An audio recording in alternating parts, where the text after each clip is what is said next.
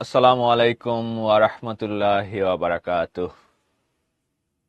আমার প্রাণপ্রিয় ছোট ভাই বোনেরা, তোমরা সবাই কেমন আছো? আমার কথা ক্লিয়ার শোনা যাচ্ছে কিনা এবং পেছনের স্ক্রিন ক্লিয়ার দেখতে পাচ্ছ কিনা আমাকে একটু কমেন্ট করে জানাও, তারপর আমরা ক্লাসটা শুরু করি।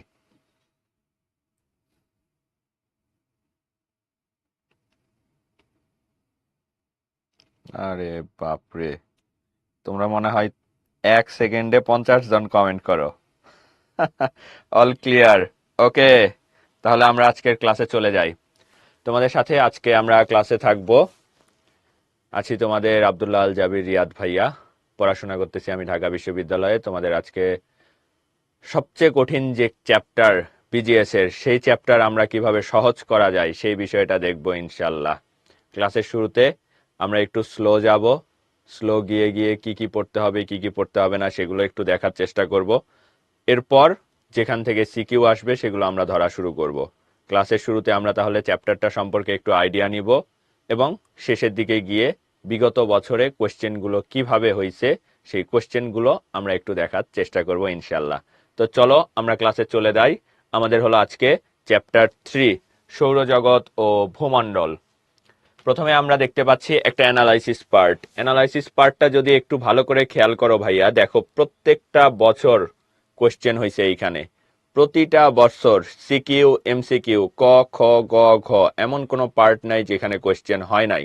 তার মানে বুঝতেই পারতেছো যে এটা কতটা বেশি ইম্পর্টেন্ট। তোমাদের সিনিয়রদের ব্যাচে অনেকগুলো করে চ্যাপ্টার ছিল, অনেক বেশি চ্যাপ্টার ছিল, বাট তোমাদের খুব সম্ভবত 6টা চ্যাপ্টারের উপর পরীক্ষা হবে। তার মানে বুঝতে পারতেছো এটা আরো বেশি ইম্পর্টেন্ট হয়ে গেছে পরীক্ষায় আসার জন্য। তো চলো আমরা সামনের দিকে যাই। তোমাদের চ্যাপ্টারটা শুরু হয়েছে সূর্য দিয়ে। প্রত্যেকটা গ্রহ নক্ষত্র এগুলোর ক্ষেত্রে আমরা কমন কিছু বিষয় মনে রাখবো ভাইয়া। ঠিক আছে, তাহলে সূর্য থেকে কি মনে রাখবো? এমসিকিউ আকারে আমরা পড়া শুরু করি। দেখো, সূর্য থেকে আমাদের মনে রাখতে হবে এটা, সূর্য থেকে আমাদের মনে রাখতে হবে এটা পৃথিবী থেকে প্রায় 13 লক্ষ গুণ বড়। এমসিকিউ গুলো আমরা পাশে লিখে ফেলবো। 13 লক্ষ গুণ বড়। 13 লক্ষ গুণ বড়। এটা পৃথিবী থেকে কতটা দূরে? পৃথিবী থেকে অলমোস্ট 15 কোটি কিলোমিটার দূরে। কতটুকু দূরে? 15 কোটি কিলোমিটার। 15 কোটি কিলোমিটার। 15 কোটি কিলোমিটার দূরে অবস্থিত। এখান থেকে আমাদের আরো বেশি মনে রাখতে হবে, সেটা হলো এর টেম্পারেচার। টেম্পারেচার কত? দেখো, প্রায় 57,000 ডিগ্রি সেলসিয়াস। তাহলে এটাও আমরা মনে রাখবো, 57,000 ডিগ্রি সেলসিয়াস। এই কয়েকটা বিষয় অবশ্যই অবশ্যই অবশ্যই আমাদের মনে রাখতে হবে। ঠিক আছে, তোমরা যদি চাও ব্যাসটা মনে রাখতে পারো। ব্যাস তুলনামূলক একটু কম গুরুত্বপূর্ণ, তবে চাইলে তোমরা ব্যাসটাও মনে রাখতে পারো। তাহলে সূর্য থেকে এমসিকিউ এর জন্য আমরা কি কি পড়বো? এটা আমাদের পৃথিবী থেকে প্রায় 15 কোটি কিলোমিটার দূরে, পৃথিবী থেকে 13 লক্ষ গুণ বড়, এবং এর টেম্পারেচার অলমোস্ট 57,000 ডিগ্রি সেলসিয়াস। ভাইয়া, কথাটা হলো তোমরা সিকিউতে কতটুকু মার্ক পাবা এটা ডিপেন্ড করে তোমাদের এমসিকিউ এর ক্যাপাবিলিটির উপর। তোমাদের আজকে আমি সিকিউ লেখার নিয়মটা দেখায় দিব, কিভাবে একটা প্রশ্নের সৃজনশীলের উত্তর করতে হয় আর কিভাবে করলে মার্ক পাবা এটা তোমাদের আমি দেখায় দিব। তবে একটা বিষয় মাথায় রাখতে হবে, তুমি এমসিকিউতে কতটা পারদর্শী এটার উপর ডিপেন্ড করবে তুমি সিকিউতে কত মার্ক পাও। কথাটা একটু মনে হয় কঠিন হয়ে গেল যে ভাইয়া এটা আসলে কি বললেন, এমসিকিউ দিয়ে সিকিউ কিভাবে হবে? এমসিকিউ দিয়েই সিকিউ হবে কিভাবে? দেখো, ক নাম্বার যে জ্ঞানমূলক প্রশ্নটা, জ্ঞানমূলক প্রশ্নে কিন্তু আমাদের বলা হয়ে থাকে যে এইটার নাম কি, বা অমুক কয়টা আছে, তমুক কয়টা আছে, ওইখানে কি হয়েছে, এইখানে কি হয়েছে, জাস্ট তোমাকে একটা ওয়ার্ডে অ্যান্সার চাওয়া হয়। তো এই ওয়ার্ডটা আমরা ঠিক বলে দিতে পারলে কতে আমরা অ্যান্সার পেয়ে যাই। খ থেকে হয়ে যায় আমাদের ডেসক্রিপশন পার্ট। খতে বলা যদি হয় যে পৃথিবীর বিভিন্ন গ্রহ, সরি, সৌরজগতের বিভিন্ন গ্রহ যাকে কেন্দ্র করে ঘোরে তার সম্পর্কে লিখো, বা সূর্য সম্পর্কে লিখো। সাপোজ খুব সহজে আমরা ধরলাম এই কোশ্চেনটা আসছে, তখন তুমি যদি বলো সূর্য পূর্ব দিকে ওঠে, পশ্চিম দিকে অস্ত যায়, সূর্য আমাদের জীবনে খুবই গুরুত্বপূর্ণ, সূর্য থেকে আমরা তাপ পাই, আলো পাই, সূর্যের আলোতে গিয়ে বসে থাকি শীতের মধ্যে, ঠান্ডা লাগলে আরাম লাগে, এগুলো বলে আসলে মার্ক পাওয়া যাবে না। মার্ক পেতে গেলে তোমার এই এমসিকিউ গুলো লিখতে হবে। সূর্য পৃথিবী থেকে এত গুণ বড়, সূর্য পৃথিবী থেকে এত দূরে অবস্থিত, সূর্যের তাপমাত্রা এতটুকু। এই ইনফরমেশন যখন লিখবা তখন টিচার প্রথমেই বুঝে যাবে যে এই স্টুডেন্টের মাথায় জিনিস আছে, এই স্টুডেন্টও অনেক ব্রিলিয়ান্ট, অনেক কিছু বুঝে শুনে আসছে। সহজ কথা হলো, পরীক্ষার খাতায় ফার্স্ট ইমপ্রেশনে টিচারকে যদি তুমি হ্যাক করে ফেলতে পারো, টিচারকে যদি তুমি বুঝাইতে পারো যে তুমি অনেক কিছু জানো, তুমি জানো কি জানো না ডাজেন্ট ম্যাটার, কিন্তু টিচারকে অবশ্যই বুঝাইতে হবে তুমি অনেক কিছু জানো। এইটা যদি টিচারকে তুমি সামহাও বুঝাইতে পারো, মার্ক তুমি ভালো পাবা। আর তুমি আসলেই অনেক কিছু জানো বাট টিচারকে বুঝাইতে পারলা না, তাহলে তুমি মার্ক সেখানে পাবা না ভাইয়া। তাহলে আমাদের এমসিকিউ বেসড আমরা সিকিউতে অ্যান্সার করব। এমসিকিউতে যেগুলো পড়তেছি এইটা সিকিউতে বসায় দিব, তাহলে তোমরা মার্ক ভালো পাবা। চলো এভাবে আমরা একটু সামনে দেখে আসি। আমি যখন কমেন্টগুলো পড়বো তখন তোমরা একটু কমেন্ট করো। এখন কমেন্ট করলে আমি কমেন্টগুলো দেখতে পাবো না ভাইয়া। যখন আমি কমেন্টগুলো পড়বো তখন কমেন্ট করো। আমরা 2-3টা স্লাইড যাই, তারপরে এক এক করে আমরা পড়া শুরু করব। দেখো, পৃথিবীতে গ্রহ আছে 8টি, সরি সৌরজগতে কি বলি, সৌরজগতে গ্রহ আছে কয়টি? 8টি, যার মধ্যে সবচেয়ে বড় হলো বৃহস্পতি, সবচেয়ে ছোট হলো বুধ। তাহলে এখান থেকে আমরা মনে রাখবো কি? মনে রাখবো 8টি গ্রহ। এই স্লাইড থেকে আমরা জাস্ট মনে রাখবো 8টি গ্রহ। সবচেয়ে বড় বৃহস্পতি, আর সবচেয়ে ছোট হলো বুধ। সবচেয়ে ছোটর নাম হলো বুধ। সবচেয়ে বড় হলো বৃহস্পতি, সবচেয়ে ছোট বুধ। এতটুকু আমরা এখান থেকে মনে রাখবো। এরপর চলে যাব আমরা পৃথিবীর সবচেয়ে ক্ষুদ্রতম গ্রহ, নাম হলো বুধ। বুধ থেকে মনে রাখবো সবচেয়ে ক্ষুদ্রতম, পৃথিবী সূর্যের সবচেয়ে নিকট। তাহলে এখান থেকে মনে রাখবো ক্ষুদ্রতম, ক্ষুদ্রতম। 2 নাম্বার মনে রাখবো সূর্যের নিকটতম, সূর্যের নিকটতম। আর কি কি মনে রাখতে হবে? আর মনে রাখতে হবে ওয়েটটা কত। দেখো, ওজন 50/3 কার চেয়ে? পৃথিবীর চেয়ে। তাহলে ওয়েট আমরা মনে রাখবো 50/3 পৃথিবীর চেয়ে। পৃথিবীর ওজনের 50/3। এখান থেকে আরেকটা বিষয় মনে রাখতে হবে ভাইয়া, সেটা হলো এটা সূর্যকে প্রদক্ষিণ করে 88 দিনে। সূর্যকে প্রদক্ষিণ করতেছে, অর্থাৎ সূর্যের চারপাশে ঘুরতেছে 88 দিন লাগে। এবং এর কোনো নিজস্ব স্যাটেলাইট নাই, অর্থাৎ কোনো উপগ্রহ নেই। উপগ্রহ নেই। প্রথম গ্রহটা আমরা একটু ডিটেলসে দেখতেছি, এর মাধ্যমে আমরা পরের গ্রহগুলো বুঝে যাব কি কি পড়তে হবে। তাহলে আমরা কি কি পড়লাম এখান থেকে?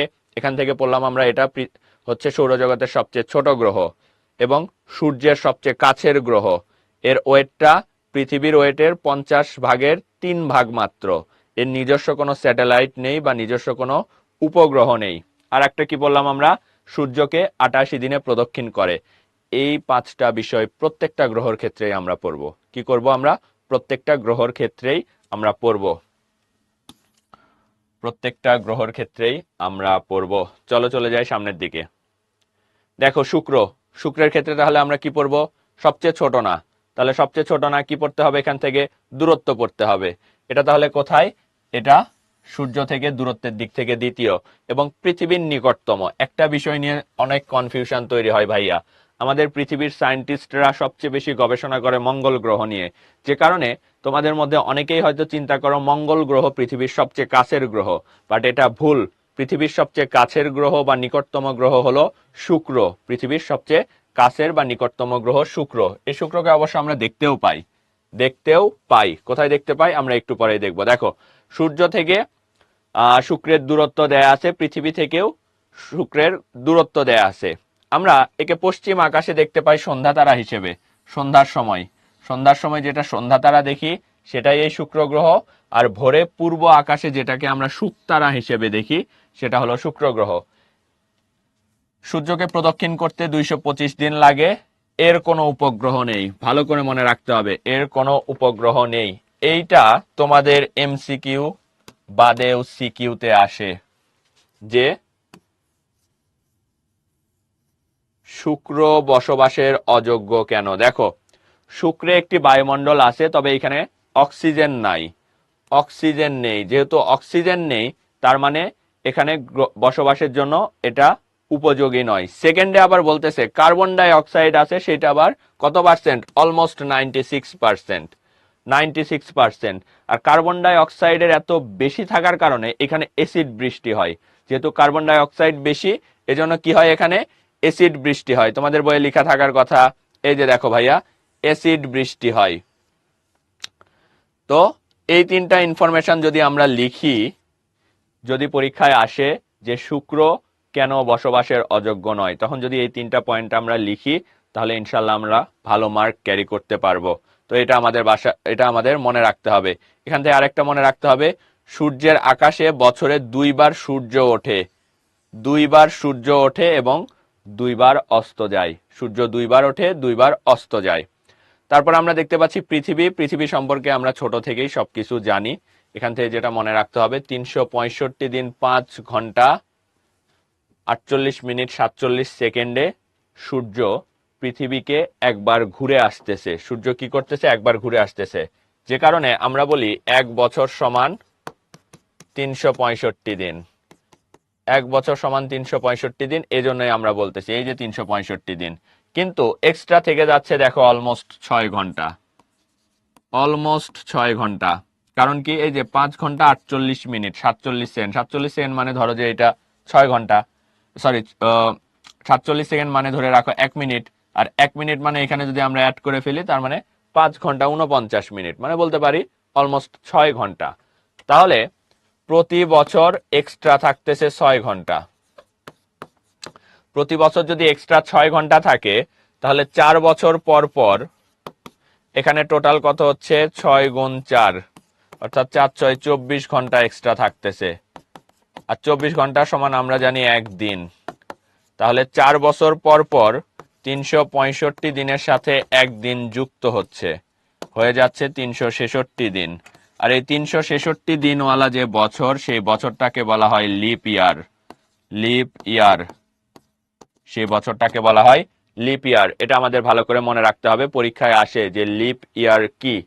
ঠিক আছে, এরপর আমরা দেখতে পাচ্ছি পৃথিবীর পৃষ্ঠের অর্থাৎ সারফেসটার এভারেস্ট তাপমাত্রা হলো 13.90 ডিগ্রি সেলসিয়াস। চলো আমরা সামনের দিকে একটু আগাই। এখান থেকে এটা তো তোমরা জানো যে চাঁদ পৃথিবীর একমাত্র উপগ্রহ, প্রাকৃতিক উপগ্রহ। ঠিক আছে, এছাড়া তো অন্যান্য উপগ্রহ ইলন মাস্ক তো কয়েকদিন পর পর একটা করে পাঠিয়ে দিচ্ছে। তো ওগুলো হলো কৃত্রিম। প্রাকৃতিক উপগ্রহ একটা মঙ্গল থেকে মনে রাখতে হবে পৃথিবীর পরে মঙ্গলের অবস্থান, পৃথিবীর পরে মঙ্গল। আর এখান থেকে আরো যেটা মনে রাখতে হবে, এর ওজন পৃথিবীর ওজনের 10 ভাগের 1 ভাগ, অর্থাৎ লাইট ওয়েট। তবে 687 6 8 7 দিনে কি করতেছে, এই মঙ্গল গ্রহ সূর্যকে প্রদক্ষিণ করতেছে। এবং এখান থেকে আরো বেশি মনে রাখতে হবে, সেটা হলো এর 2টা উপগ্রহ আছে। পৃথিবীর যেমন একটা আছে, মঙ্গলের আছে 2টা। কি কি? ডিমস ও ফেবস। ডিমস ও ফেবস। এবং এখান থেকে আমাদের পরীক্ষায় আসার মতো আরেকটা বিষয় হলো, এই গ্রহটা লালচে বর্ণ ধারণ করছে। লালচে বর্ণ কেন ধারণ করছে? কারণ এখানে প্রচুর পরিমাণে মরিচা জমে গেছে, মরিচা পড়ে পড়ে এখানে লালচে বর্ণ ধারণ করছে। পরীক্ষায় আসে লাল গ্রহ কোনটি, বা কোন গ্রহ লালচে বর্ণ ধারণ করছে, মনে রাখতে হবে। ঠিক আছে, আর এই গ্রহের উপরে দেখো এই যে গিরিখাত আগ্নেয়গিরি আছে, গিরিখাত আগ্নেয়গিরি আছে। এই কয়েকটা বিষয় আমরা এখান থেকে অবশ্যই মনে রাখবো। চলো চলে যাই সামনের দিকে। বৃহস্পতি। তো প্রত্যেকটা গ্রহের ক্ষেত্রে কিছু কমন ইনফরমেশন আমরা পড়তেছি। কি কি? পৃথিবীকে কত দিনে ঘোরে, এর উপগ্রহ কয়টা আছে, ওয়েট কতটুকু, বা সূর্য থেকে কতটা দূরে, সবচেয়ে বড় বা সবচেয়ে ছোট কিনা, এগুলো একটু আমাদের মনে রাখতে হবে। বৃহস্পতির ক্ষেত্রে আমরা মনে রাখবো এই যে এটা সবচেয়ে বড়। পাশাপাশি মনে রাখতে হবে 12 বছরে একবার সূর্য ওঠে, সরি 12 বছরে সূর্যকে একবার প্রদক্ষিণ করে। দেখো এই যে 12 বছরে সূর্যকে একবার প্রদক্ষিণ করে, আর 9 ঘন্টা 53 মিনিটে নিজ অক্ষ প্রদক্ষিণ করে। এখন এইটা নিয়ে তোমরা আবার কনফিউজড হয়ে যাও যে ভাইয়া এই বিষয়টা আবার কি হলো। দেখো এটা যদি সূর্য হয়, এটা যদি সূর্য হয়, ধরো এটা সূর্য, ঠিক আছে, এটা হলো বৃহস্পতি। বৃহস্পতি এই বরাবর ঘুরতেছে, সূর্যকে প্রদক্ষিণ করতেছে এই বরাবর ঘুরে ঘুরে, এভাবে সূর্য ঘুরতেছে। পাশাপাশি সূর্য আরেকটা ভাবে ঘুরতেছে। কিভাবে? এই যে বৃহস্পতি আরেকটা ভাবে ঘুরতেছে। কিভাবে ঘুরতেছে? এ নিজের অক্ষে আবার ঘুরতেছে, নিজের অক্ষে এভাবে এভাবে ঘুরতেছে। অর্থাৎ ধরো যে আমি কি করতেছি, আমি সামনের দিকে যাচ্ছি, এভাবে এভাবে করে সামনের দিকে যাচ্ছি, সূর্যকে প্রদক্ষিণ করার জন্য আমি এভাবে সামনের দিকে যাচ্ছি। আবার যাওয়ার সময় আমি আরেকটা গতিতে যাচ্ছি, কিভাবে, আমি এভাবে এভাবে করে সামনের দিকে যাচ্ছি। যদি আমি এভাবে দুইটা গতির মাধ্যমে যাই, তাহলে একটা গতি দিয়ে আমি সূর্যকে ঘুরতেছি, আর একটা গতি দিয়ে কি করতেছি, আমি নিজের সাথে নিজেই ঘুরতেছি। তো এরকম নিজ অক্ষে আবর্তন করতে এর সময় লাগে 9 ঘন্টা 53 মিনিট, আর সূর্যকে প্রদক্ষিণ করতে সময় লাগে 12 বছর। এখান থেকে যেটা মনে রাখতে হয় সেটা হলো এর উপগ্রহ আছে 67টা, 67। উপগ্রহগুলোর নাম আমাদের মনে রাখতে হবে: লো, ইউরোপা, গ্যানিমেড, তারপর ক্যাপিলিস্টো। সামনের দিকে যাই, গ্রহাণুপুঞ্জ। গ্রহাণুপুঞ্জ কি? দেখো ভাইয়া, মঙ্গল এবং বৃহস্পতির মাঝখানে, মঙ্গল এবং বৃহস্পতির মাঝখানে কিছু ছোট ছোট গ্রহ আছে, যেগুলো আসলে গ্রহ হওয়ার মতো যোগ্যতা তাদের নাই, খুবই ছোট। এই অনেকগুলো এই ছোট ছোট গ্রহের মতো বিষয়গুলোকে একত্রে বলা হচ্ছে গ্রহাণুপুঞ্জ। তারপর আমরা দেখতে পাচ্ছি শনি। শনি হলো সেকেন্ড লার্জেস্ট, অর্থাৎ দ্বিতীয় বৃহত্তম। ওভারঅল এখান থেকে সেই রকম করে সব পড়ে ফেলবা, নিজ অক্ষে কতদিনে ঘুরতেছে, সূর্যকে কতদিনে প্রদক্ষিণ করতেছে। এখান থেকে আরেকটা বিষয় মনে রাখতে হয়, সেটা হলো তিনটা উজ্জ্বল বলয়, তিনটা উজ্জ্বল বলয় শনিকে বেষ্টন করে রাখছে। অর্থাৎ শনি যে এরকম করে ঘুরতেছে, শনিকে আবার প্রোটেকশন দিয়ে রাখছে তিনটা উজ্জ্বল বলয়। এটা হলো সৌরজগতের খুবই ইউনিক একটা ক্যারেক্টার শনি। শনিরই শুধুমাত্র এরকম উজ্জ্বল বলয় আছে, তাছাড়া সৌরজগতের কোনো গ্রহের এরকম নাই। আরেকটা খুবই গুরুত্বপূর্ণ বিষয়, সেটা হলো এর উপগ্রহ আছে কয়টা? 62টা। মনে রাখতে হবে, তোমাদের বইয়ে যে কয়টা উপগ্রহের নাম দেয়া আছে সে কয়টা একটু ভালো করে মনে রাখতে হবে। ইউরেনাস থেকেও আমরা সেম ভাবে বিষয়গুলো পড়ে ফেলবো। ইউরেনাসেরও কিন্তু শনির মতো বলয় আছে, তবে শনিরটা একেবারে ক্লিয়ার। তোমরা যদি একটু গুগলে সার্চ করে দেখো, শনিরটা একেবারে ক্লিয়ার, ইউরেনাসেরটা একটু ক্লিয়ার না। এবং তোমাদের বইয়ে লেখা আছে যদিও ইউরেনাসেরও শনির মতো বলয় আছে, তবে খুব রিসেন্টলি নাসা থেকে একটা রিপোর্ট প্রকাশ হয়েছে যে আসলে ইউরেনাসের যে বলয়টা বিজ্ঞানীরা চিন্তা করতো, ওটা আসলে বলয় না, ওইটা ওদের বায়ুমণ্ডলের একটা স্তর। অনেক দূর থেকে দেখে মনে হয়েছে এটা বলয়, বাট ওইটা আসলে ওদের একটা বায়ুমণ্ডল। তো যাই হোক, তোমাদের বইয়ে আছে তার মানে পড়তে হবে। এখন এখন বিজ্ঞানীরা কি বলছে ডাজেন্ট ম্যাটার। তো তোমাদের বইয়ে আছে তার মানে পড়বা, ইউরেনাসেরও এরকম বলয় আছে, এবং ইউরেনাসের কিছু উপগ্রহ আছে, উপগ্রহগুলোর নাম পড়ে ফেলবা। নেপচুন আমরা দেখতে পাচ্ছি, নেপচুনের সবচেয়ে ইউনিক কনসেপ্ট যেটা, সেটা হলো এটা খুবই শীতল। যেহেতু সূর্য থেকে অনেক দূরে, সবচেয়ে দূরে, এই জন্য এটা অনেক শীতল। এর উপগ্রহ আছে 14টা, 14টার মধ্যে 2টা তোমাদের বইয়ে নাম লেখা আছে, এগুলো পড়ে ফেলবা। ওকে, এখন একটু আমাকে বলো তো ভাইয়া, লালচে গ্রহ কোনটি? বুধ নাকি মঙ্গল? আমাকে একটু, মঙ্গল হলে ম লিখো বা এম লিখো, মঙ্গল হলে এম লিখো, বুধ হলে বি লিখো। দেখি কমেন্ট বক্সে আমাকে জানায় দাও তো। আরে বাপরে, তোমরা তো অনেক ব্রিলিয়ান্ট,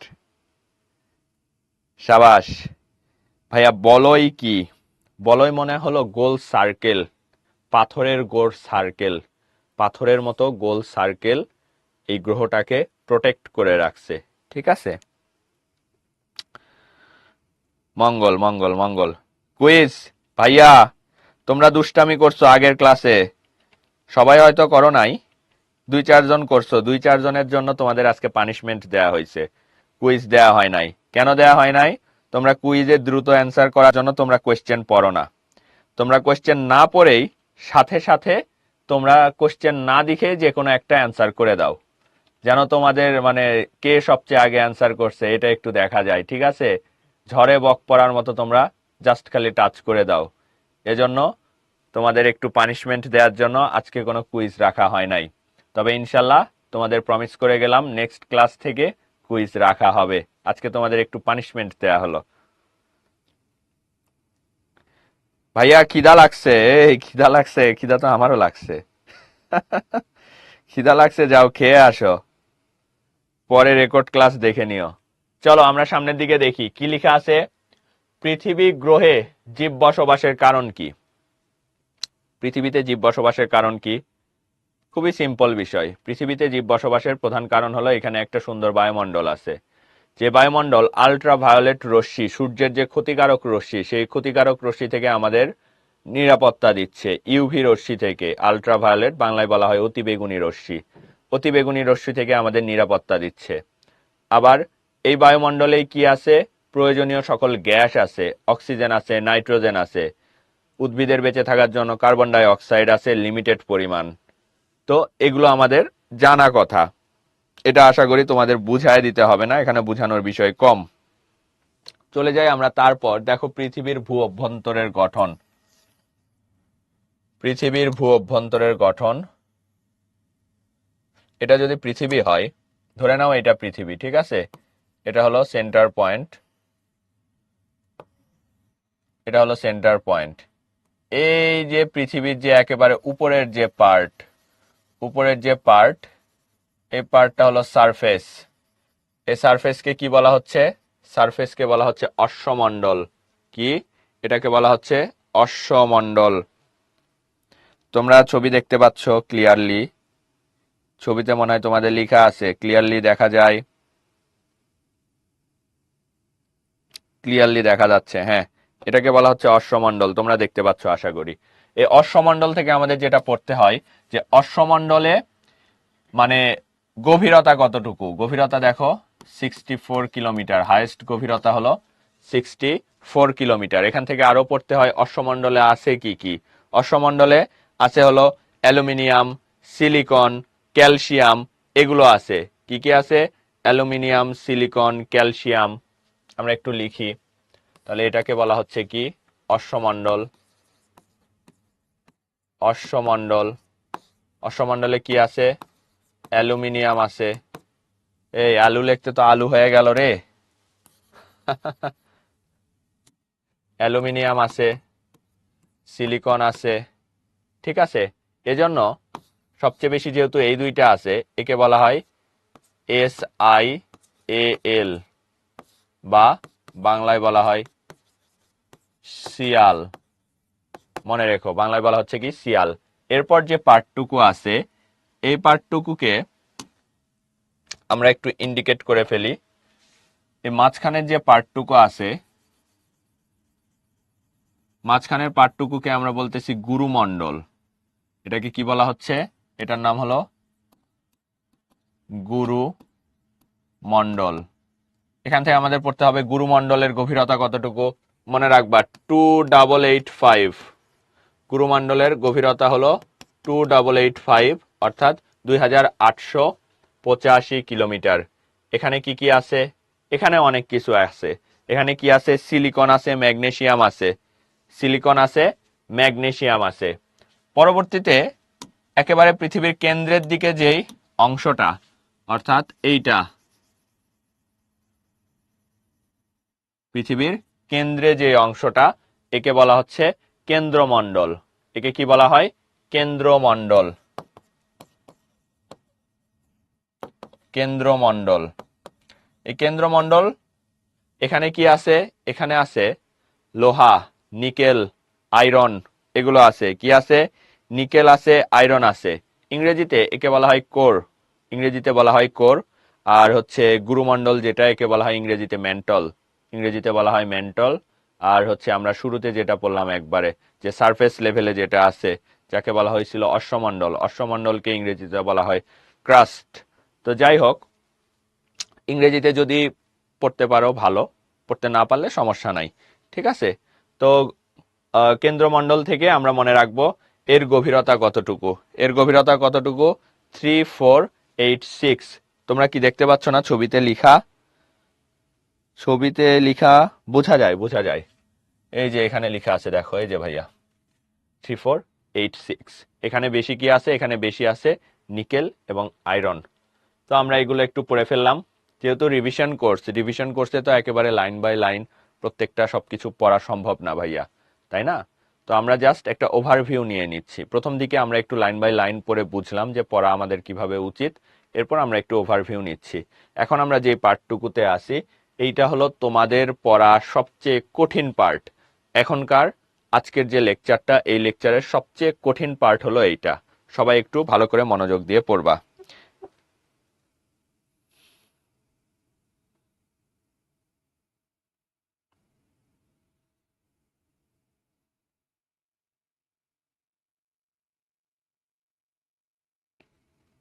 ভাইয়া আপনি কোন সালে এসএসসি দিছেন?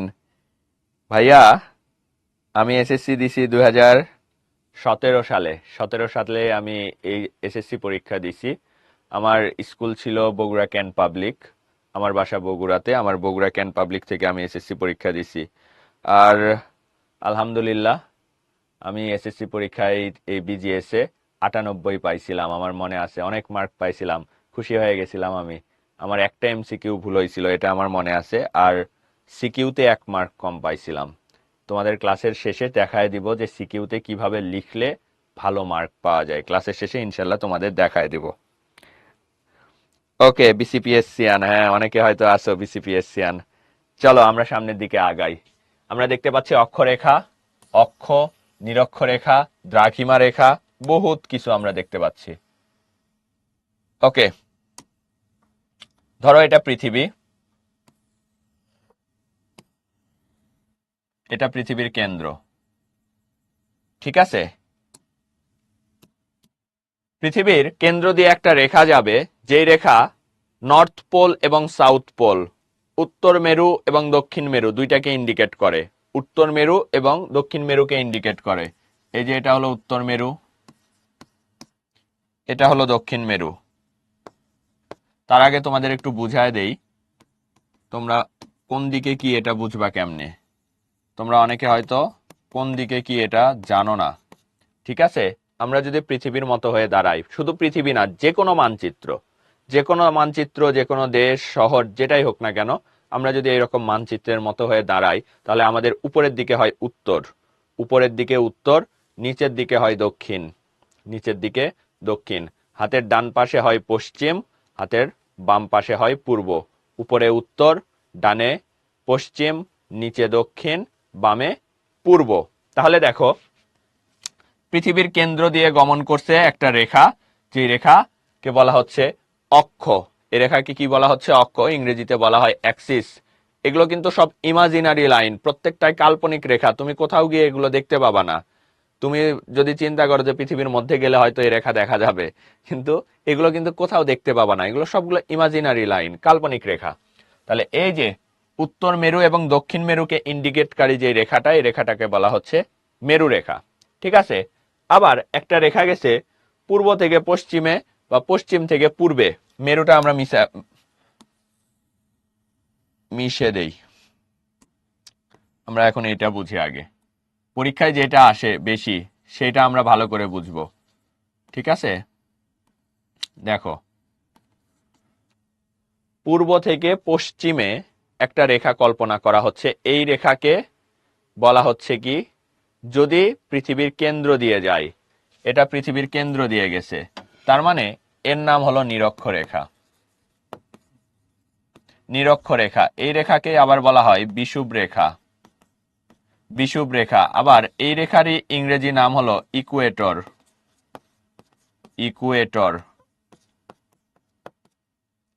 আমরা একটা রেখা দেখলাম, যে রেখার 3টা নাম। রেখাটা পূর্ব থেকে পশ্চিম দিকে গেছে, এটার নাম নিরক্ষরেখা, এটার নামই বিষুব রেখা, এটার নামই ইকুয়েটর।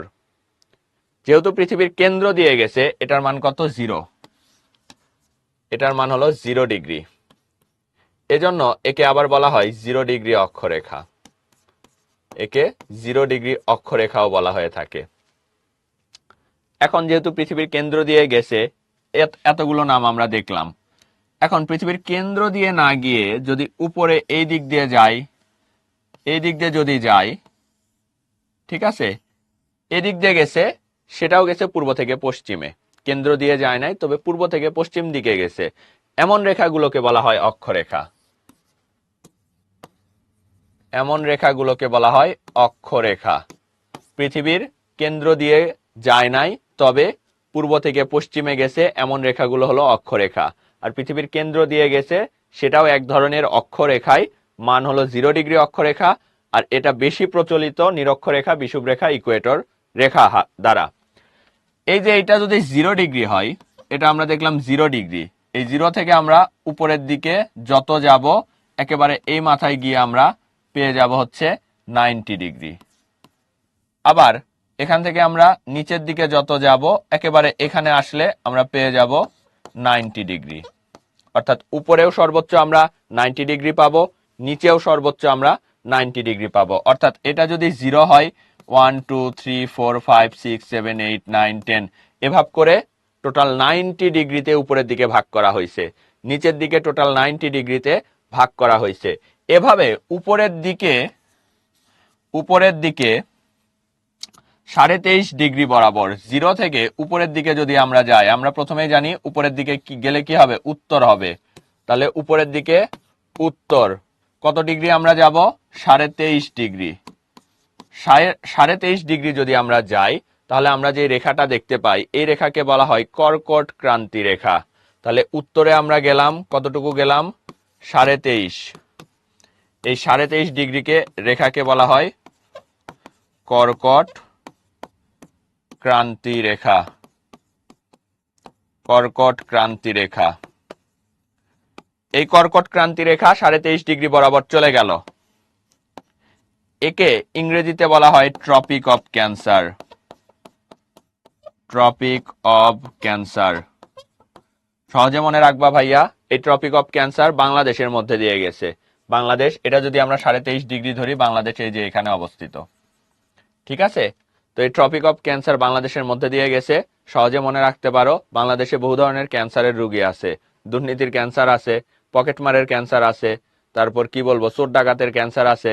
আমরা তো 5 আগস্টের পর দেখছিলাম চোর ডাকাত বেড়ে গেছিল, মাঝখানে বিভিন্ন ভিডিও আমরা দেখছিলাম, চোর ধরে তাকে দিয়ে গান গাওয়ায় নিচ্ছে, তাকে নাচাচ্ছে, তারপর তাকে বিভিন্ন ধরনের পানিশমেন্ট দিচ্ছে, কান ধরে উঠবস করায় নিচ্ছে। তো বাংলাদেশে বিভিন্ন ধরনের ক্যান্সার আছে। তো বাংলাদেশের মধ্যে দিয়ে কোনটা গেছে, ট্রপিক অফ ক্যান্সার গেছে, যাকে বাংলায় বলা হয় কর্কট ক্রান্তি রেখা। এটার মান কত, মান হলো 23.5 ডিগ্রি। 23.5 ডিগ্রি কোন দিকে, উত্তর দিকে। সেম যদি 0 থেকে নিচের দিকে আসা হয়, 0 থেকে যদি আমরা নিচের দিকে 23.5 ডিগ্রি আসি, 23.5 ডিগ্রি নিচের দিকে, নিচে আসলে কি হবে, নিচে আসলে হয়ে যাবে দক্ষিণ, তার মানে 23.5 ডিগ্রি দক্ষিণ। একে বলা হবে মকর ক্রান্তি রেখা। মকর ক্রান্তি, এই মকর ক্রান্তি রেখা কি করবে, মকর ক্রান্তি রেখাকে ইংরেজিতে বলা হবে tropic of capricorn. Tropic of capricorn. Tropic of capricorn কাকে বলা হচ্ছে, মকর ক্রান্তি রেখাকে।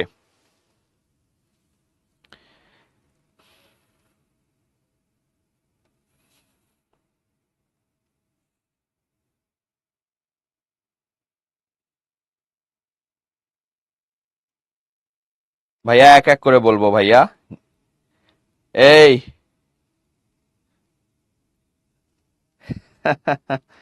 অক্ষ কোনটা, অক্ষ আমরা আগে দেখছি না ভাইয়া। ও, ওইটা তো মিশায় দিছি। অক্ষ হলো এই যে উত্তর মেরু, দক্ষিণ মেরু। এই উত্তর মেরু এবং দক্ষিণ মেরুকে ইন্ডিকেটকারী যে রেখাটা আছে একে বলা হয় শুধু অক্ষ, ঠিক আছে। এটা কিন্তু অক্ষরেখা না, এটা শুধু অক্ষ। আর অক্ষরেখা বা অক্ষাংশ যেটা, সেটা আবার কিন্তু পূর্ব থেকে পশ্চিমে গেছে।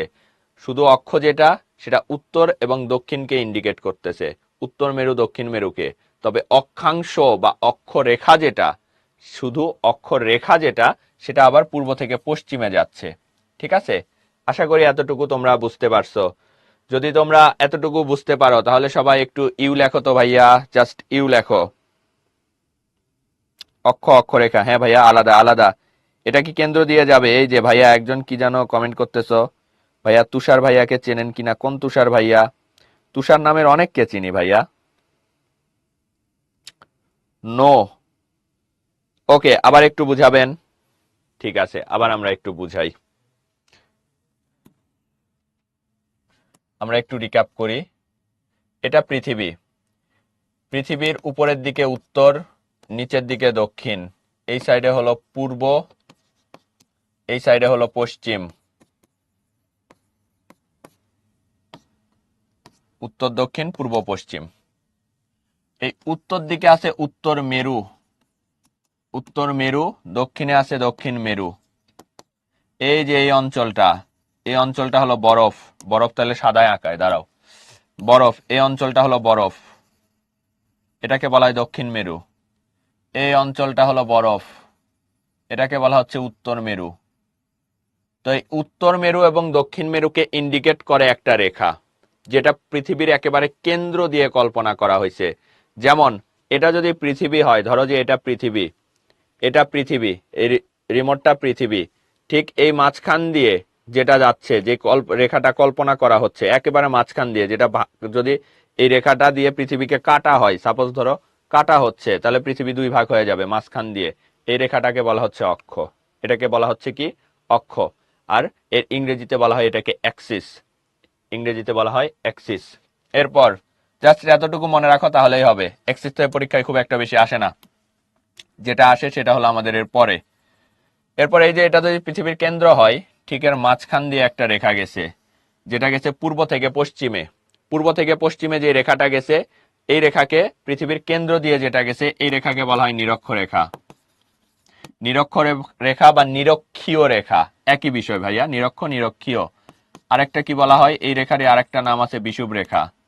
এই রেখার আরেকটা নাম আছে, ইংরেজিতে বলা হয় ইকুয়েটর। ইংরেজিতে বলা হয় ইকুয়েটর, যেটা পৃথিবীর পূর্ব থেকে পশ্চিমে কেন্দ্র দিয়ে গেছে। ঠিক আছে, কেন্দ্র দিয়ে যাওয়া এই রেখাটাকে বলা হচ্ছে। এরপর আমরা দেখতে পাচ্ছি পূর্ব থেকে পশ্চিমে আরো যদি কোনো রেখা যায় যেটা কেন্দ্র দিয়ে যায়নি, কেন্দ্র দিয়ে যায়নি তবে উপর নিচ কোনো দিক দিয়ে গেছে, এই রেখাগুলোকে আমরা বলবো অক্ষরেখা। এগুলোকে আমরা বলবো অক্ষরেখা। এগুলো হলো অক্ষরেখা।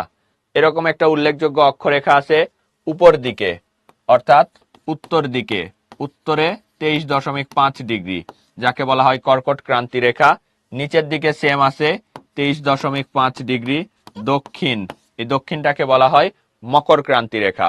কর্কট ক্রান্তি রেখার ইংরেজিতে বলা হয় ট্রপিক অফ ক্যান্সার, মকর ক্রান্তি রেখাকে ইংরেজিতে বলা হয় ট্রপিক অফ ক্যাপ্রিকন। আশা করি রিক্যাপ করলাম তোমরা বুঝে গেছো। এরপর আমরা আবার পৃথিবী আঁকাবো। এটা হলো একবারে পৃথিবীর সেন্টার, এই সেন্টার দিয়ে আরেকটা রেখা কল্পনা করা হচ্ছে। আমরা আগের বার দেখছিলাম অক্ষরেখা যেটা, সেটা একবারে পৃথিবীর কেন্দ্র দিয়ে মাঝখান দিয়ে যাবে, কিন্তু এটা যেটা সেটা পৃথিবীর কেন্দ্র দিয়ে কল্পনা করা হলেও এটা একবারে মাঝখান দিয়ে কল্পনা করা হচ্ছে না। এটা কি? এটা পৃথিবী, এই যে এই দুই সাইডের ঠিক মাঝখানে, এটা এই মাঝখান দিয়ে, মাঝখানে উপর দিয়ে কল্পনা করা হচ্ছে। ঠিক আছে, এটা উপর দিয়ে কল্পনা করা হচ্ছে। যেমন ধরো, এক মিনিট, যেমন ধরো এই যে এটা হলো গোলবৃত্ত। ঠিক আছে, আমরা ঠিক এর কেন্দ্র দিয়ে যদি চিন্তা করি, কেন্দ্র দিয়ে ভেতরে ঢুকায় দিলাম, ঠিক আছে, ভেতরে যদি ঢুকায় দেই ওটা হলো অ্যাক্সিস। বাট ভেতরে ঢুকাইলাম না, এই যে গোল, আমরা এর উপর দিয়ে একটু চিন্তা করলাম এরকম করে, উপর দিয়ে, উপর দিয়ে যেটা চিন্তা করতেছি এটা কি? এই পৃথিবীর কেন্দ্র দিয়ে, সেটা হলো মূল মধ্যরেখা। ঠিক আছে, এটাকে বলা হয় মূল মধ্যরেখা। এটা তাহলে কি? এটা হলো মূল মধ্য রেখা। এটা হলো মূল মধ্যরেখা। এই মূল মধ্যরেখা কোন দিক থেকে কোন দিকে গেছে? উত্তর থেকে দক্ষিণে আসছে। একে এভাব করে ঘুরে ঘুরে আরো বিভিন্ন রেখা কল্পনা করা হয়েছে, এভাবে ঘুরে ঘুরে। এগুলো কোন দিক দিয়ে আসছে? এগুলোও উত্তর থেকে দক্ষিণে আসছে। এই ঘুরে ঘুরে যে রেখাগুলো কল্পনা করা হয়েছে এগুলোকে বলা হয় দ্রাঘিমা রেখা। এগুলো হলো দ্রাঘিমা রেখা। এখন তোমাদের মনে প্রশ্ন হচ্ছে, ভাই এত রেখা কেন কল্পনা করার দরকার?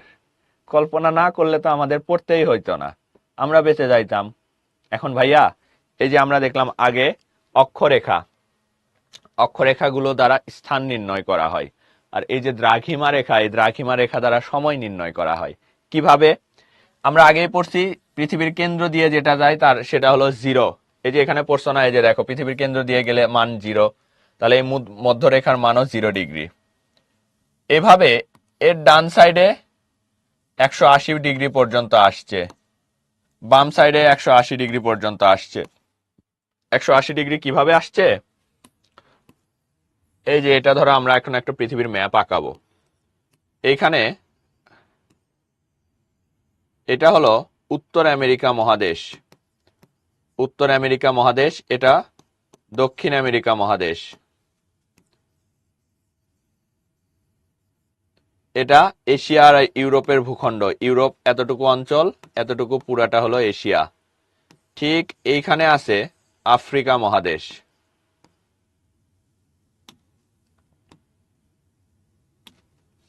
এখানে আছে আফ্রিকা মহাদেশ, আর ঠিক এইখানে আছে ওশেনিয়া মহাদেশ। ওশেনিয়া মহাদেশ, তোমাদের বইয়ে হয়তো মহাদেশের ছবি নাই, বোঝার চেষ্টা করো ভালোভাবে, বুঝতে সুবিধা হবে তোমাদের। কি বুঝতে সুবিধা হবে? আমরা ঠিক পৃথিবীর কেন্দ্র চিন্তা করলাম এখানে, এই কি নিছি,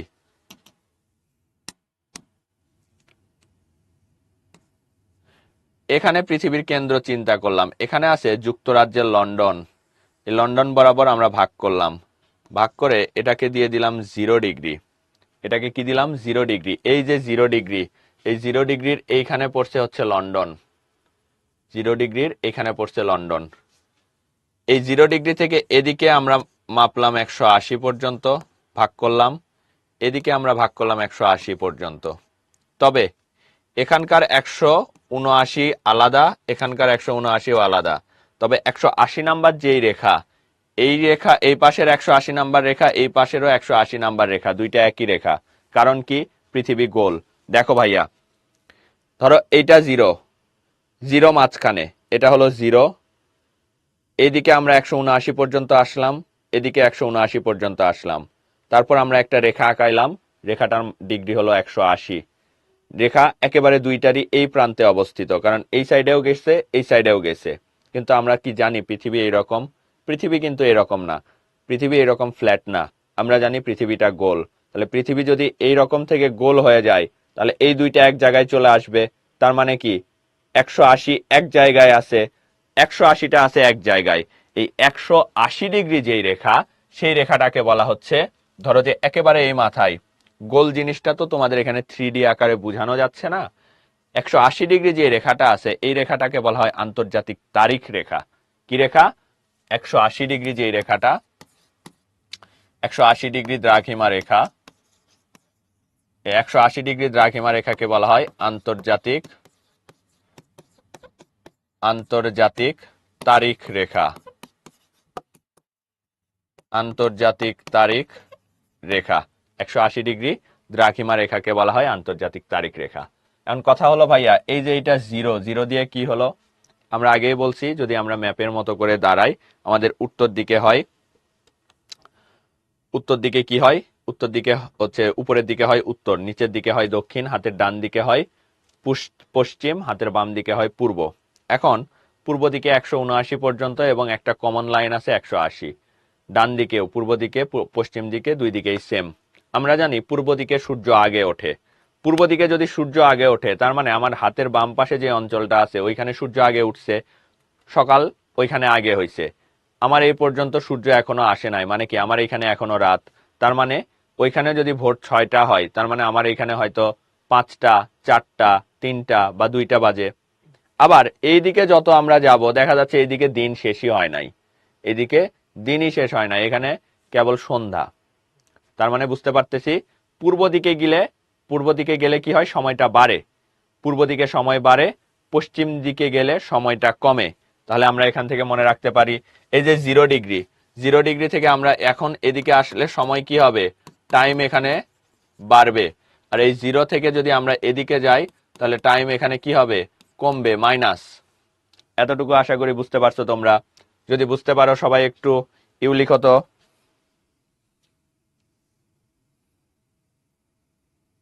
টাইম ট্রাভেল করা যাবে, হ্যাঁ। এই ফাতিন, কি লিখতেছো? কিছু বোঝা যায় না। কমপ্লেক্স ভাইয়া, এটা একটু কমপ্লেক্স বিষয়। ওকে, আবার বুঝাই দিচ্ছি, দাঁড়াও।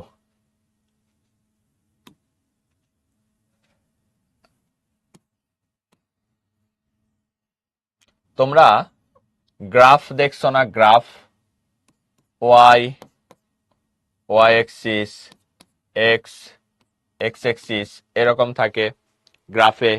মাঝখানের পয়েন্টটা থাকে কি? 0। এই 0 থেকে যত এইদিকে যাওয়া হয় তত পজিটিভ হয়, এদিকে যত দেয়া হয় তত নেগেটিভ হয়। আমাদের মানচিত্রটাও, পৃথিবীর মানচিত্রও সেম। আমরা যদি এভাব করে মানচিত্রটা আঁকাই, তাহলে এই যে 0, এই 0 এটা হলো লন্ডন, 0টা হলো লন্ডন। লন্ডন থেকে যত পূর্ব দিকে আসবে, অর্থাৎ এদিকে আসবে, তত সময় বাড়বে। লন্ডন থেকে যত পশ্চিমে যাবে, পশ্চিম, তত সময় কমবে, সময় এদিকে কমবে এদিকে বাড়বে। এটাই তোমাদের এতক্ষণ ধরে বুঝাইতেছি। পূর্বে গেলে বাড়বে, পশ্চিমে গেলে কমবে। কতটুকু বাড়বে কতটুকু কমবে আমরা দেখলাম টোটাল 180 ডিগ্রিতে ভাগ করা হয়েছে। 1 ডিগ্রির জন্য সময় পরিবর্তন হয় 4 মিনিট। 1 ডিগ্রির জন্য সময় পরিবর্তন হয় 4 মিনিট। যদি আমরা লন্ডন থেকে পূর্বে যাই 4 মিনিট সময় বাড়বে, যদি লন্ডন থেকে পশ্চিমে আসি 4 মিনিট সময় কমবে। যেমন ধরো আমরা এখন একটু ম্যাথ করার চেষ্টা করি, ঠিক আছে?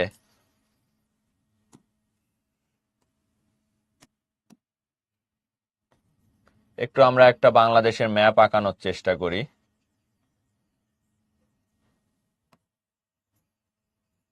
এটা বাংলাদেশের ম্যাপ, ঠিক আছে?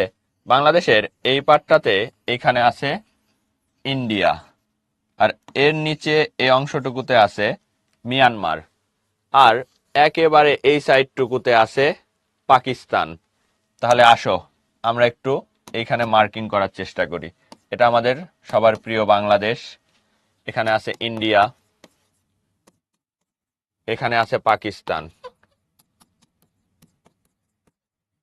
এখানে আছে মিয়ানমার, ঠিক আছে? এখন আমি যদি বাংলাদেশের মতো হয়ে দাঁড়াই, আমার আমার পূর্ব দিকে আছে মিয়ানমার, পশ্চিম দিকে আছে পাকিস্তান। তাহলে যদি বাংলাদেশ 90 ডিগ্রিতে হয়, বাংলাদেশ 90 ডিগ্রি, তার মানে কি হবে? এর ডিগ্রিটা বাড়বে, এ হয়ে গেল 92 ডিগ্রি। এর ইন্ডিয়ার কি হবে? ইন্ডিয়া ধরলাম যে কমলো, ইন্ডিয়া ধরলাম 88 ডিগ্রি। পাকিস্তান কি হবে? এদিকে আসলে তো কমবে, তার মানে পাকিস্তান ধরলাম 80 ডিগ্রি।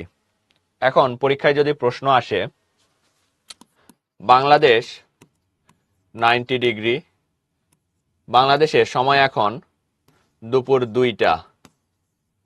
2টা PM, পাকিস্তান 80 ডিগ্রি, পাকিস্তানে সময় কত? পাকিস্তানে সময় কত? প্রথমে আমাদের যেটা বের করতে হবে 2টা ডিগ্রির ডিফারেন্স। 2টা ডিগ্রির ডিফারেন্স কত দেখো তো? 90 মাইনাস 80 মানে কি? 10 ডিগ্রির ডিফারেন্স। আমরা জানি 1 ডিগ্রির জন্য সময়ের পার্থক্য 4 মিনিট, তাহলে 10 ডিগ্রির জন্য সময়ের পার্থক্য 4 গুণ 10 সমান কি হবে? 40 মিনিট। এখন এই 40 মিনিট বাড়বে না কমবে? যেহেতু বাংলাদেশ থেকে পশ্চিম দিকে পাকিস্তান, আমরা জানি পশ্চিম দিকে গেলে কি হয়? সময় কমে। তাহলে বাংলাদেশে যদি কয়টা লিখছিলাম আমরা? বাংলাদেশে লিখছি আমরা 2টা বাজে। বাংলাদেশে কয়টা বাজে? 2টা বাজে। বাংলাদেশে যদি 2টা বাজে, পাকিস্তানে তাহলে কি হবে? 2টা থেকে আমরা 40 মিনিট বাদ দিব। 2টা থেকে 40 মিনিট বাদ দিলে কয়টা হবে? তখন হয়ে যাবে 1টা 20 মিনিট। 1টা 20 মিনিট। এতটুকু তোমরা বুঝতে পারছো ভাইয়া? একটু আমাকে চ্যাট বক্সে জানাও তো।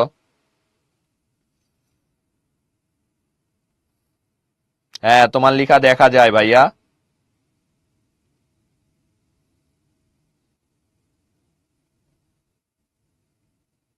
ওকে, থ্যাংক ইউ, তোমরা বুঝতে পারছো। যদি বুঝতে পেরে থাকো তাহলে আমাকে একটু বলো তো, তোমাদের একটু ছোট্ট একটা ম্যাথ করতে দেই।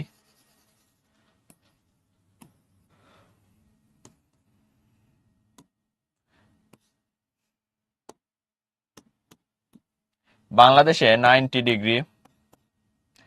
ডিগ্রি পূর্ব, বাংলাদেশ 90 ডিগ্রি পূর্ব, মিয়ানমার হলো 95 ডিগ্রি পূর্ব, মিয়ানমার 95 ডিগ্রি পূর্ব। বাংলাদেশে এখন যদি ধরলাম কয়টা বাজে এখন? 9টা বাজে। ধরো যে 10টা বাজে, 9টা 55, আমরা ধরলাম 10টা বাজে। 10টা বাজে, তাহলে মিয়ানমারে কয়টা বাজবে? মিয়ানমারের সময় কয়টা হবে? একটু ডিফারেন্সটা দেখো। 90 95, 5 ডিগ্রির ডিফারেন্স। 5 ডিগ্রির জন্য সময় কি হবে? কম বেশি হবে। কতটুকু হবে? 1 ডিগ্রির জন্য 4 মিনিট কম বেশি হয়। 5 ডিগ্রির জন্য তাহলে কতক্ষণ হবে? 20 মিনিট কম বেশি হবে। যোগ হবে না বিয়োগ হবে? বলো, আমাকে একটু বলে দাও। প্লাস নাকি মাইনাস? প্লাস হইলে পি লেখো, মাইনাস হলে এম লেখো।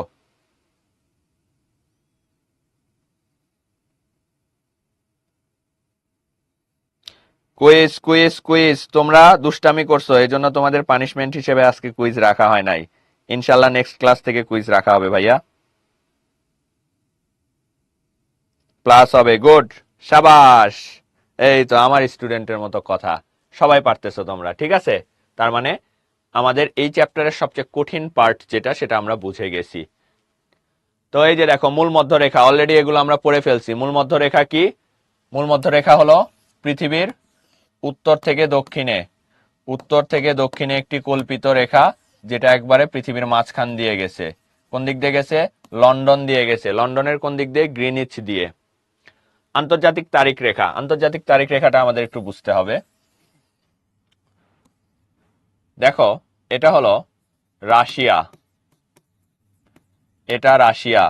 এর নিচে আরো বিভিন্ন দেশ আছে, এখানে চীন আছে, এই সাইডে এখানে উত্তর কোরিয়া, দক্ষিণ কোরিয়া আছে, এখানে কোরিয়া আছে, আরো অন্যান্য দেশ আছে।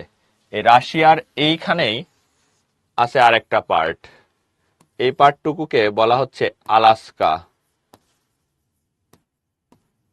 আলাস্কা, আলাস্কার পর এইখানে যে দেশটা, এই দেশটা হলো কানাডা, এটা কানাডা। ঠিক এর নিচে যেটা আছে এটা হলো ইউএসএ, ইউএসএ এর নিচে যেটা আছে সেটা হলো মেক্সিকো, এটা হলো মেক্সিকো। এক কথায় এই পুরোটা মহাদেশ হলো নর্থ আমেরিকা বা উত্তর আমেরিকা মহাদেশ। এই সাইডে আমরা যে মহাদেশটা দেখতেছি এটা হলো এশিয়া মহাদেশ, এশিয়া মহাদেশ। ঠিক আছে, একটু আগের স্লাইডে দেখো ভাইয়া, এই যে এইখানে, এখানে এই যে এইখানে হলো অ্যালাস্কা, আর এইখানে হলো রাশিয়া, এইখানে হলো রাশিয়া, অর্থাৎ এখানে রাশিয়া, এখানে অ্যালাস্কা। এইটাই আমরা একটু আলাদা দিক থেকে দেখছি, দেখার ফলে কি দেখতে পাচ্ছি, এই যে এইখানে রাশিয়া, এখানে অ্যালাস্কা। এই দুইটা জায়গার মাঝখান দিয়ে 180 ডিগ্রি দ্রাঘিমা রেখা গেছে, 180 ডিগ্রি দ্রাঘিমা রেখা। আমরা জানি দ্রাঘিমা রেখা উপর থেকে নিচে আসে, অর্থাৎ উত্তর থেকে দক্ষিণে আসে। এই 180 ডিগ্রি দ্রাঘিমা রেখাকে বলা হচ্ছে আন্তর্জাতিক তারিখ রেখা। এই আন্তর্জাতিক তারিখ রেখার মাধ্যমে কি হচ্ছে, এই রাশিয়াতে যখন 20 তারিখ, তখন আলাস্কাতে 19 তারিখ, অর্থাৎ এই রেখাটাকে বলা হচ্ছে কি, এই রেখাটাকে আন্তর্জাতিক তারিখ রেখা, যে রেখাটা তারিখ নির্ধারণ করতেছে। অর্থাৎ এখান থেকে শুরু হয়ে যাচ্ছে ডেট, পরবর্তী দিন শুরু হয়ে যাচ্ছে কোথায় থেকে? এখান থেকে। তোমরা জানো রাশিয়ার পাশে এখানে যে ছোট্ট করে মার্ক করলাম, যেটা অলমোস্ট 6000 দ্বীপ, 6 থেকে 6500 দ্বীপ নিয়ে গঠন করা হয়েছে একটা দেশ, নাম হলো জাপান, নাম হলো জাপান। এই জাপান এইখানে অবস্থিত। আমরা জানি জাপানকে বলা হয় সূর্যোদয়ের দেশ, সূর্য প্রথম ওঠে কোথায়? জাপানে। তাহলে জাপান এখানে অবস্থিত, তার মানে এখানে সূর্য আগে উঠতেছে। এখানে যদি সূর্য আগে ওঠে তার মানে কি এইখানে সময়টা আগে শুরু হয়েছে, শুরু হয়ে এই দিকে চলে গেছে সময়, যেতে যেতে যেতে যেতে এই দিক থেকে এসে এখানে এসে থামছে, এখানে এসে থামছে। আর এই যে এখানে এসে থামছে, যেখানে এসে থামলো এবং যেখানে এসে শুরু হলো, এই থামা এবং শুরু হওয়ার মাঝখান দিয়ে একটা রেখা গেছে, রেখাটাকে বলা হচ্ছে 180 ডিগ্রি দ্রাঘিমা রেখা। আর এই রেখাটাকে বলা হচ্ছে আন্তর্জাতিক তারিখ রেখা। আন্তর্জাতিক তারিখ রেখা কেন গুরুত্বপূর্ণ? এই রেখার মাধ্যমে তারিখ নির্ধারণ করা হয়। যেহেতু এখানে শুরু হয়েছিল, তার মানে এইটা আগের দিন, এখানে শেষ হয়েছে, এইটা হলো পরের দিন। মানে আগের দিন পরের দিন বলতে এখানে আগে তারিখ শুরু হয়েছে, এখানে পরে এসে শেষ হচ্ছে। তার মানে কি, এখানে যদি 19 তারিখ হয়, তার মানে একদিন আগে এখানে 19 হয়ে গেছে, অর্থাৎ এখানে 20 তারিখ অলরেডি পড়ে গেছে।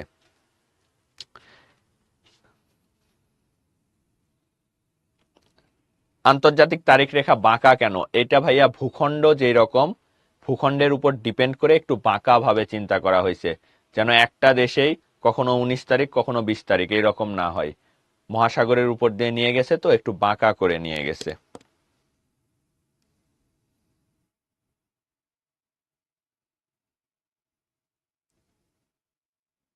ওকে, তোমাদের কমেন্ট একটু পড়ি, দেখি তোমরা কি কি বলতেছো না বলতেছো। তোমরা যত কথা বলো।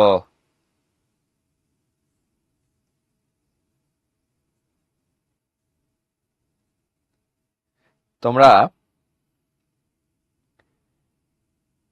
গিরিখাত, গিরিখাত কি ভাইয়া? গিরিখাত হলো পাহাড়ের মতো সদৃশ্য বস্তু। পাহাড়ের মতো সদৃশ্য কিরকম? এই যে এরকম পাহাড় হয়, পাহাড় এরকম হয়।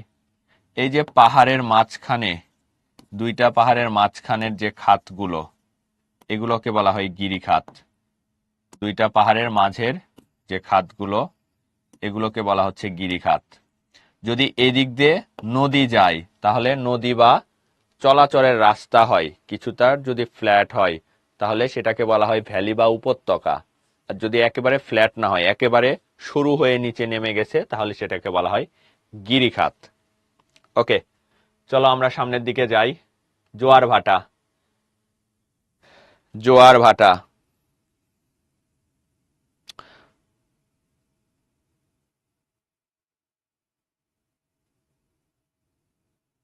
ভাইয়া সমাক্ষরেখা কি ভাইয়া? অক্ষরেখা যেটা আমরা পড়লাম, সরি অক্ষরেখা না তো অক্ষ, অক্ষ যেটা আমরা পড়লাম, অর্থাৎ অ্যাক্সিস, যেটা নর্থ পোল এবং সাউথ পোলকে কানেক্টেড করছে, সেটাই হলো আমাদের সমাক্ষরেখা। চলো, সমাক্ষরেখা, সমাক্ষরেখা কি যেন বলতেছিলা? ওকে, না ভাইয়া কোনো ব্রেক দেয়া হবে না। 2 ঘন্টার ক্লাসে আবার ব্রেক কিসের? কোনো ব্রেক দেয়া হবে না। চলো আমরা জোয়ার ভাটা দেখি। জোয়ার ভাটা কি সহজে আমরা বুঝি ভাইয়া। সূর্য এবং চাঁদ দুইটাই পৃথিবীকে আকর্ষণ করে। সূর্যও আকর্ষণ করে, এই আকর্ষণের কারণেই তো পৃথিবী ঘোরে। আবার চাঁদও পৃথিবীকে আকর্ষণ করে, এই আকর্ষণের কারণে চাঁদ আবার পৃথিবীকে কেন্দ্র করে ঘোরে। এই যে আকর্ষণের কারণে কোনো দিকে পানি এক ফ্লোতে চলে যাচ্ছে। যেমন এটা হলো সূর্য, সূর্য আলো দিচ্ছে, ঠিক আছে? এখানে আছে পৃথিবী, এখানে আছে পৃথিবী, আর এখানে আছে চাঁদ, এখানে আছে চাঁদ।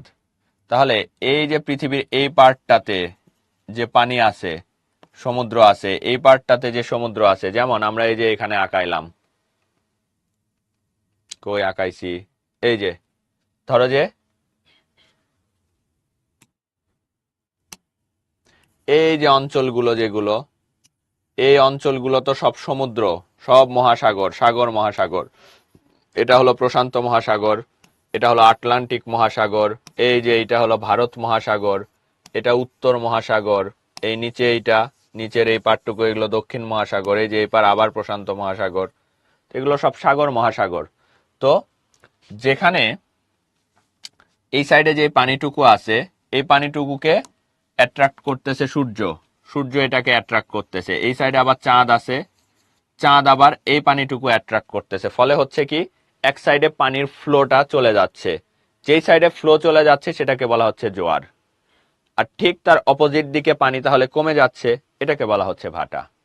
যেই সাইডে পানি ফ্লো যাচ্ছে সেটা জোয়ার, যেই সাইডে চলে আসতেছে ব্যাক করে, মানে যে সাইডে পানি থাকতেছে না, পানির একটু প্রবাহ কমে যাচ্ছে, এটাকে বলা হচ্ছে ভাটা। জোয়ার ভাটা আমাদের জীবনে খুবই গুরুত্বপূর্ণ ভূমিকা পালন করে, সেটা আমরা একটু পরে দেখব। দেখো জোয়ার ভাটার কি বলা হচ্ছে, যে দেখো একটু বুকিশ ল্যাঙ্গুয়েজে আমরা যদি বলি, চন্দ্র ও সূর্য ভূপৃষ্ঠের জল ও স্থলভাগকে অবিরাম আকর্ষণ করে। এই আকর্ষণের ফলে ভূপৃষ্ঠের পানি নির্দিষ্ট সময় অন্তর অন্তর কি হচ্ছে, এক সাইডে ফুলে উঠতেছে আর এক সাইডে নেমে যাচ্ছে। যেখানে ফুলে উঠতেছে সেটাকে আমরা বলতেছি জোয়ার, যেখানে নেমে যাচ্ছে সেটাকে বলা হয় ভাটা। জোয়ার ভাটা কতক্ষণ পর পর হয়? জোয়ার ভাটা হয় 6 ঘন্টা 13 মিনিট পর। এক কথায় জোয়ার হওয়ার 6 ঘন্টা 13 মিনিট, জোয়ার হওয়ার 6 ঘন্টা 13 মিনিট পর হবে ভাটা। আবার ভাটা হওয়ার 6 ঘন্টা 13 মিনিট, 6 ঘন্টা 13 মিনিট পর হবে জোয়ার।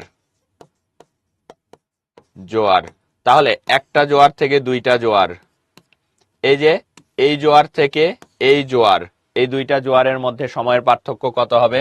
দেখো 6 ঘন্টা 6 ঘন্টা, তাহলে কত হচ্ছে? 12 ঘন্টা 13 মিনিট 13 মিনিট মানে 26 মিনিট। অর্থাৎ একটা জোয়ার থেকে আরেকটা জোয়ার আসতে সময় লাগে 12 ঘন্টা 26 মিনিট। বোঝা গেছে? আশা করি তোমরা বুঝতে পারছো। জোয়ার ভাটা সহজ বিষয়, এখান থেকে সিকিউ আসে না বললেই চলে। সিকিউ বলতে ম্যাথ রিলেটেড সিকিউ, যে কোনটার পরে কোনটা হচ্ছে কতক্ষণ পর, ম্যাথ রিলেটেড সিকিউ এখান থেকে আসে না, জাস্ট এমসিকিউটা আসে। আর সৃজনশীল হিসেবে আসে জোয়ার ভাটার পৃথিবীতে প্রভাব। জোয়ার ভাটার ভাই প্রভাবের অভাব নাই, অনেকভাবে এখান থেকে আমরা উপকৃত হই। যেমন জোয়ার ভাটার কারণে, জোয়ারের কারণে কি হয়, এক সাইডে পানি বেশি আসে, আর পানি বেশি আসলে ওই সাইড দিয়ে জাহাজ চলাচল সুবিধা হয়, তাহলে জাহাজ চলাচল করতেছে। আবার এই পানিটাকে আমরা কালেক্ট করে কি করতে পারি, পানি থেকে লবণ উৎপাদন করতে পারি, লবণ উৎপাদন। আবার চিন্তা করো যে এইটা ধরো যে সাগর, এখানে অনেক পানি আছে, জোয়ারের কারণে সাগরের ঢেউ এ পর্যন্ত চলে আসছে। আমরা কি করি, এইখানে তখন একটা বাঁধ দিব, আমরা এখানে একটা বাঁধ দিব। আমরা যদি এখানে একটা বাঁধ দেই আর মাঝখানে একটা টারবাইন লাগায় দেই, এই পানি যখন আবার ফেরত যাবে তখন এই টারবাইনটা ঘুরতে থাকবে, আর এই টারবাইন ঘোরার মাধ্যমে এখানে কি হবে, জলবিদ্যুৎ তৈরি হবে। তার মানে জোয়ার ভাটা থেকে আমরা কি করতে পারি, জলবিদ্যুৎ উৎপাদন করতে পারি, জলবিদ্যুৎ উৎপাদন, জলবিদ্যুৎ উৎপাদন করতে পারি। তো এইরকম বিভিন্ন ধরনের কাজ আমরা করতে পারি। জোয়ার ভাটার কারণে আরো কি কি হয়, আরো কি হয়, জোয়ার ভাটার কারণে নদীতে পানির ফ্লোটা বেড়ে যায়, আর নদীতে পানির ফ্লো বেড়ে যাওয়ার ফলে কি হয়, নদীর পানি পরিষ্কার হয়ে যায়, নদীর পানি পরিষ্কার, নদীর পানি পরিষ্কার হয়ে যায়। এভাবে জোয়ার ভাটা আমাদের জীবনে বিভিন্নভাবে ভূমিকা রাখে। এই বিষয়টা মূলত তোমাদের সিকিউতে আসে, এটা একটু ভালো করে মনে রাখতে হবে ভাইয়া। চলো এমসিকিউ আমরা একটু দেখি। এমসিকিউ আমরা দেখতে পাচ্ছি, কোন স্থানের সময় সকাল 10টা, তার পশ্চিম দিকে 2 ডিগ্রি পশ্চিমে যাওয়ার জন্য, পশ্চিমে গেছে মানে সময় কমে যাবে, 2 ডিগ্রি মানে 1 ডিগ্রির জন্য 4 মিনিট, 2 ডিগ্রির জন্য হলো 8 মিনিট, তার মানে 8 মিনিট সময় কমে যাবে। সকাল 10টা হলে 8 মিনিট যদি কম হয় তাহলে হবে 9টা 52 মিনিট। তারপর আমরা দেখতে পাচ্ছি ভূপৃষ্ঠ সংলগ্ন বায়ুমণ্ডলের স্তরের নাম কি, ভূপৃষ্ঠ সংলগ্ন বায়ুমণ্ডলের স্তরকে বলা হয় ট্রপোমণ্ডল। তারপর দেখো পৃথিবীর নিকটতম গ্রহ কোনটি, পৃথিবীর নিকটতম গ্রহ আমরা ক্লাসের শুরুতে পড়ছিলাম, কোনটি, শুক্র। মঙ্গল গ্রহে জীবন ধারণ অসম্ভব কেন, বলতো দেখি। এই প্রশ্নের উত্তর কে দিতে পারবা, বরিশাল বোর্ড 2024, জাস্ট অপশনটা লিখবা। বিরতি দিন প্লিজ ভাইয়া, বিরতি দিব না, তোমাদের ক্লাস দ্রুত শেষ করে দিব, ঠিক আছে? তোমাদের ক্লাস আগেই আজকে শেষ করে দিব, বিরতি দিব না, তাড়াতাড়ি শেষ করে দিব। তাড়াতাড়ি শেষ করলে তোমরা বাসায় ফোন টিপতে পারবা, ঠিক আছে, রিলস দেখতে পারবা, তারপর তোমরা আরো কি কি করো, গেম খেলতে পারবা, পাবজি খেলতে পারবা, ফিফা খেলতে পারবা, যারা গেম খেলো। আগে তাড়াতাড়ি শেষ করে দিব। Thank you. বেশিরভাগ তোমরা সবাই ঠিক উত্তর দিচ্ছ, বেশিরভাগই না, সবাই ঠিক উত্তর দিচ্ছ, থ্যাংক ইউ, থ্যাংক ইউ। চলো চলে যাই তাহার পরে। নিচের কোন সময়কে অপসূর বলা হয়, অপসূর বিষয়টা কি? অপসূর হলো পৃথিবী সূর্য থেকে যখন সবচেয়ে বেশি দূরে সরে যায়, ওই টাইমটাকে বলা হয় অপসূর। ওই টাইমটা হলো 1 থেকে 4 জুলাই। বায়ুমণ্ডলে ওজোন গ্যাসের স্তরের গভীরতা কত কিলোমিটার, 12 থেকে 16 কিলোমিটার। তারপর আমরা দেখতে পাচ্ছি পৃথিবীতে দিন রাত সমান হবার মাস কোনটি, সহজে মনে রাখবা ভাইয়া। তোমাদের আজকে ক্লাস নিচ্ছে কে, রিয়াদ ভাইয়া। রিয়াদ ভাইয়ার জন্মদিন কবে, মার্চ মাসে। রিয়াদ ভাইয়ার জন্মদিন হলো মার্চ মাসে, তাহলে মার্চ মাস। এবং আমরা দেখি বছরের শুরুতে জানুয়ারি, ফেব্রুয়ারি, মার্চ, অর্থাৎ শুরুতে আমরা দেখলাম 3 নাম্বার মাস, শেষের দিক থেকে আমরা আবার দেখব, শেষে ডিসেম্বর, তারপর কি নভেম্বর, তারপর হলো অক্টোবর, এরপর হলো সেপ্টেম্বর। এই যে সেপ্টেম্বর, এই সেপ্টেম্বর আর শুরুর দিক থেকে 3 নাম্বার, শুরুর দিকে 3, শেষের দিকে 4, এই 3 এবং 4 নাম্বার মাসে কি হয়, দিন রাত সমান হয়ে যায়। তাহলে উত্তর কি হবে, মার্চ এবং সেপ্টেম্বর। জুন হবে না, জুন একবারে বছরের মাঝখানে, বছরের মাঝখানে দিন রাত সমান এখানে আমরা দেখতে পাচ্ছি না। তারপর আমরা দেখতে পাচ্ছি নিরক্ষরেখা থেকে প্রত্যেক মেরুর কৌণিক দূরত্ব কত, 90 ডিগ্রি। আমরা শুরুতে দেখছিলাম, এই যে এই যে বলছিলাম, কোথায় বলছিলাম, এই যে 90 ডিগ্রি উত্তর, একেবারে জিরো থেকে আমরা যদি উপর দিকে যাই 90 ডিগ্রি পর্যন্ত যেতে পারবো, জিরো থেকে যদি আমরা নিচ পর্যন্ত আসি 90 ডিগ্রি আসতে পারবো। তার মানে কৌণিক দূরত্ব কত, 90 ডিগ্রি। তারপরে এই যে একটি স্থানের অক্ষাংশ, দ্রাঘিমাংশ, অলরেডি এই টাইপের ম্যাথ আমরা করে ফেলছি। ওরা ভাবছে যে আমরা এগুলো পারি না, ওরা বোঝেই নাই এতক্ষণে আমরা এগুলোর বস হয়ে গেছি। ভূ অভ্যন্তরে ভূমিকম্পের তরঙ্গের ফলে তারতম্য কি হয়ে যায়? ওকে, এটার অ্যান্সার আমাকে একটু দাও দেখি। কুমিল্লা বোর্ড 20।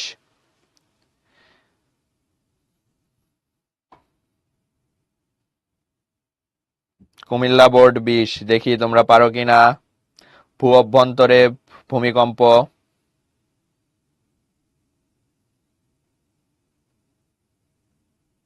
ভূ অভ্যন্তরে ভূমিকম্প।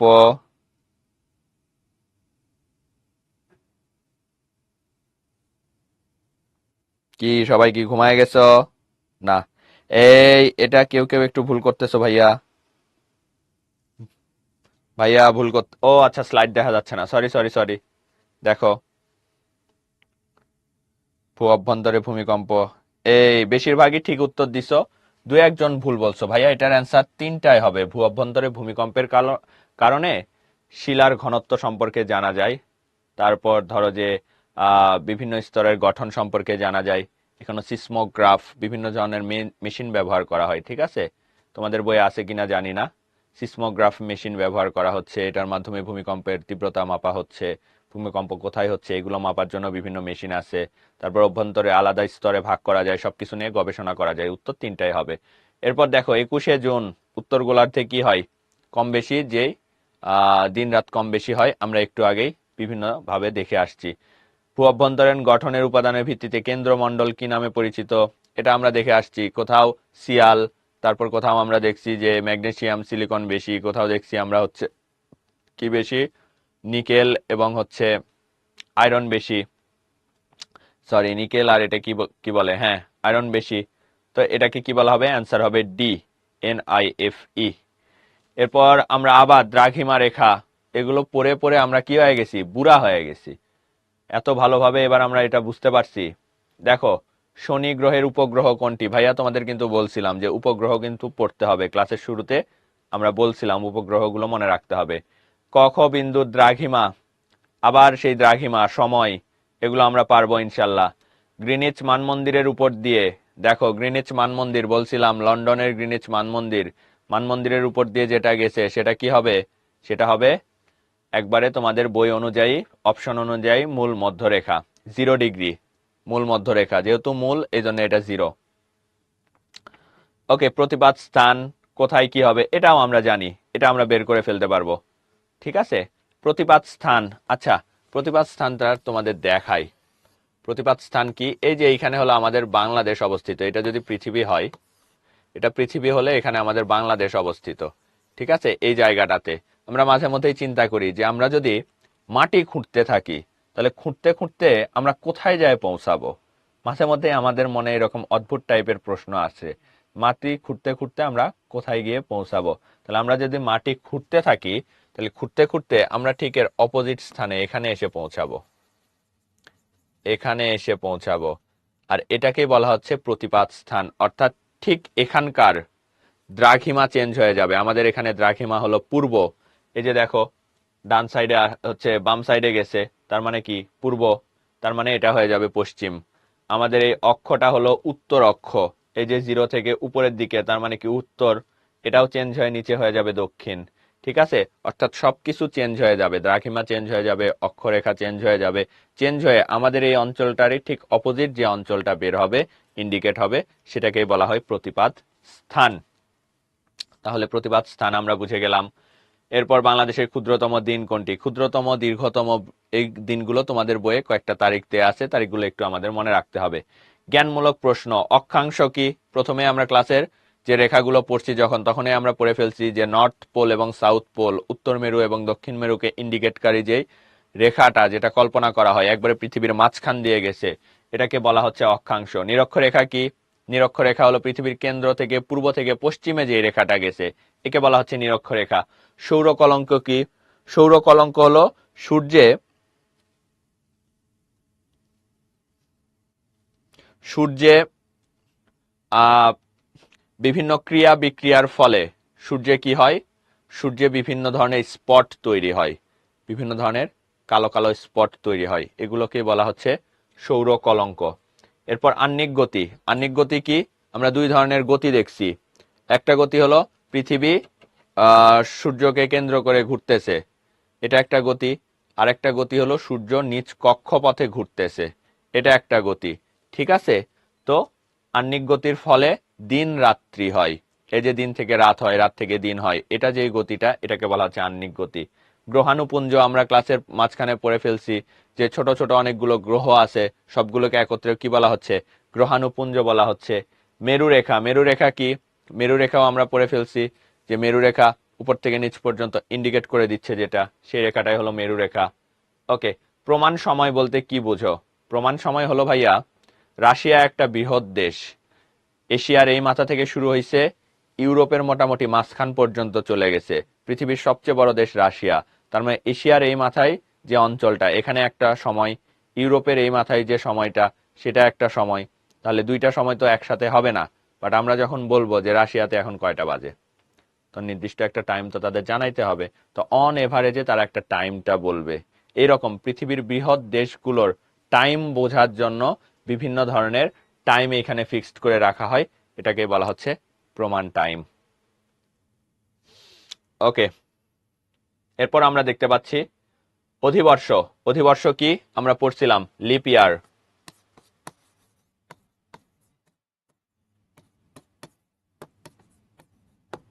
লিপ ইয়ার, লিপ ইয়ার আমরা পড়ছিলাম। লিপ ইয়ার যে পড়ছিলাম যে 4 বছর পর পর বছরের সাথে একটা দিন যোগ হয়, 365 দিন 366 দিন হয়ে যায়, ওই বছরটাকে বলা হয় লিপ ইয়ার, বা বাংলায় বলা হয় অধিবর্ষ। প্রতিপাদ স্থান একটু আগে আমরা পড়ে ফেলছি। জোয়ার ভাটা। জোয়ার ভাটা কেন হয়? সূর্য এবং চাঁদ পৃথিবীকে আকর্ষণ করে, এই আকর্ষণের ফলে জোয়ার ভাটা হয়। আন্তর্জাতিক তারিখ রেখা আবার আসছে, এটা আমরা পড়ে ফেলছি। দেখো, পৃথিবীর নিকটতম গ্রহটি সূর্যের জীব বসবাসের অনুপযোগী ব্যাখ্যা করো। আমরা জানি সূর্যের নিকটতম গ্রহ যেটা, সেটা কি গ্রহ? সূর্যের, সরি, পৃথিবীর পৃথিবীর নিকটতম গ্রহ, পৃথিবীর নিকটতম গ্রহ কোনটা? শুক্র। আমরা পড়ছিলাম পৃথিবীর নিকটতম গ্রহ শুক্র। তখন তোমাদের ওইখানে মার্ক করে দিছিলাম যে ভাইয়া এই কোশ্চেন গুলো কিন্তু পরীক্ষায় আসে, তোমাদের মনে আছে কিনা। এখানে কি আছে? এখানে কার্বন ডাই অক্সাইড আছে প্রায় 96%, অক্সিজেন এখানে নাই। দেখো আমরা একটু বের করি তো। এই যে সূর্য, সূর্য পৃথিবীর নিকটতম গ্রহ, এই যে দেখো পৃথিবীর নিকটতম গ্রহ।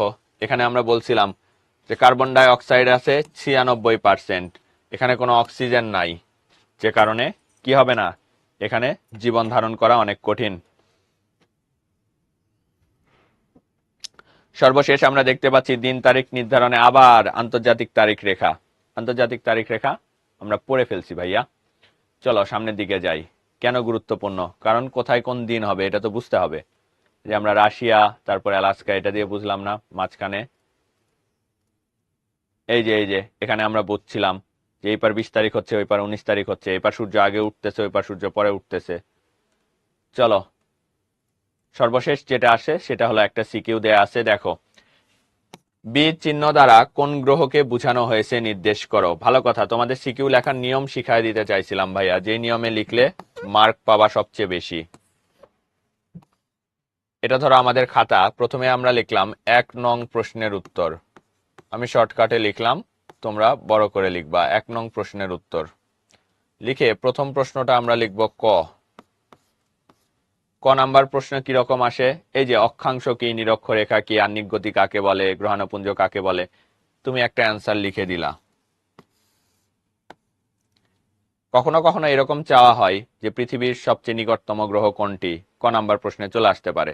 তখন শুধু যেন লিখো না যে পৃথিবীর সবচেয়ে নিকটতম গ্রহ, এত বড় পুরাটা না লিখে শুধু অনেকে লিখে রাখে শুক্র। এভাবে লিখলে হয় কি, টিচার একটু মাইন্ড করে যে শুধু শুক্র লিখছে, পুরা লাইনটা লিখলে একটু ভালো হয়তো। টিচারকে বারবার কোশ্চেন আর তোমার খাতা দেখতে হয় অ্যান্সার মেলানোর জন্য, টিচার বিরক্ত হইতে পারে। তো টিচারকে কোনোভাবে বিরক্ত করা যাবে না, তুমি সুন্দর করে লাইনটাই লিখে রাখো যে পৃথিবীর সবচেয়ে কাছের গ্রহের নাম হলো শুক্র। তারপর আমরা লিখব খ।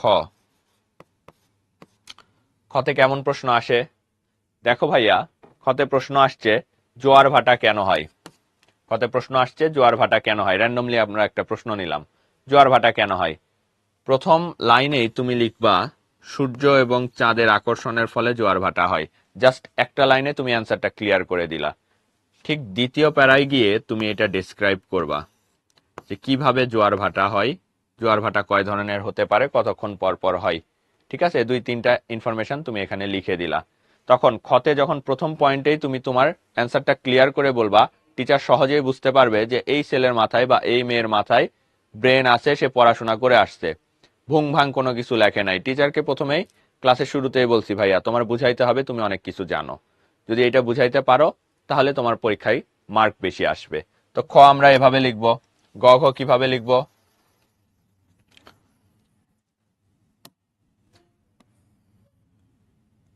গ ঘ গতে দেখো আমাদের প্রশ্ন চাইছে কি বি চিহ্ন দ্বারা কোন গ্রহকে নির্দেশ করা হয়েছে। আমরা দেখতে পাচ্ছি সূর্যের সবচেয়ে কাছের গ্রহ এইটা, একে কোনো মার্কিংই করে নাই। 2 নম্বরে মার্ক করছে এ, এ তার মানে এ হলো ভেনাস, ভেনাস মানে কি, ভেনাস মানে হলো শুক্র।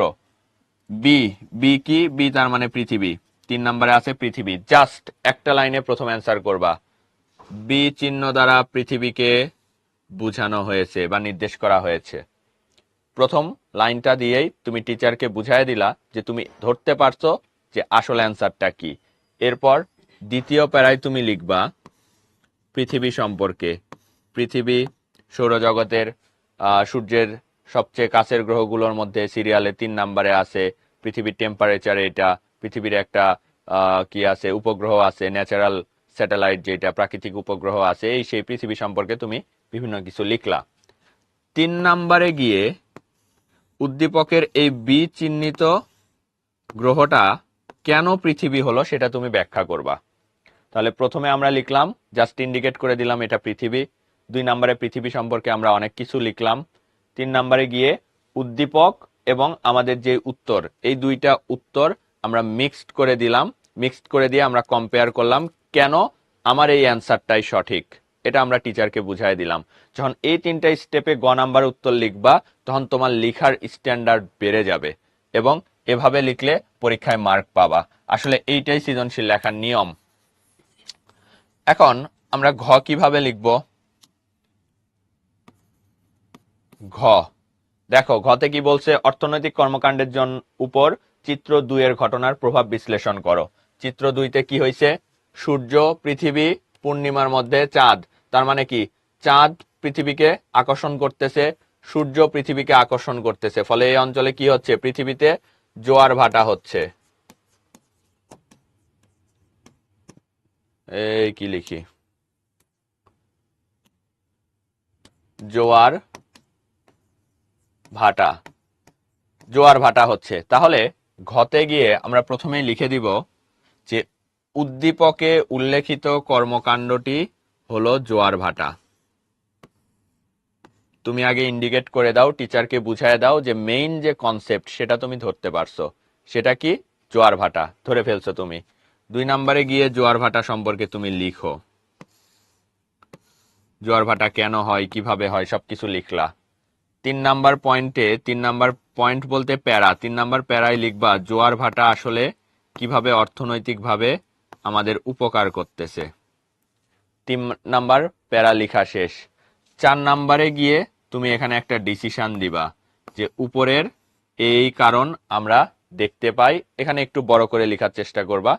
মূলত এটা 1 লাইনে, এটা 2-3 লাইনে, এটা 3-4 লাইনে, এটা 4-5 লাইনে, এভাব করে নিচে উদ্দীপক এবং তোমার জোয়ার ভাটার কারণে যে আমরা উপকৃত হয়েছি, এখানে তাহলে তুমি কম্পেয়ার করে দিলা, এখানে কম্পেয়ার করে দিলা, এখানে জোয়ার ভাটা সম্পর্কে একটু আইডিয়া দিলা টিচারকে, এখানে জোয়ার ভাটার কারণে আমরা কি কি উপকার পাচ্ছি ডিরেক্ট অ্যান্সার করলা, আর এখানে জাস্ট ইন্ডিকেট করে দিছো যে এটা জোয়ার ভাটা।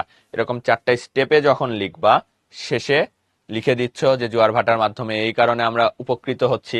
প্রথমে লিখতেছো যে হ্যাঁ এটা জোয়ার ভাটা, ফলে টিচার কি হবে, টিচার তোমার খাতার প্রথম লাইন পড়ুক বা শেষ লাইন পড়ুক, টিচার প্রথম লাইন পড়েও বুঝতে পারবে তুমি ঠিক উত্তর লেখছো ভেতরে, শেষ লাইন পড়েও বুঝতে পারবে তুমি ঠিক উত্তর লেখছো ভেতরে।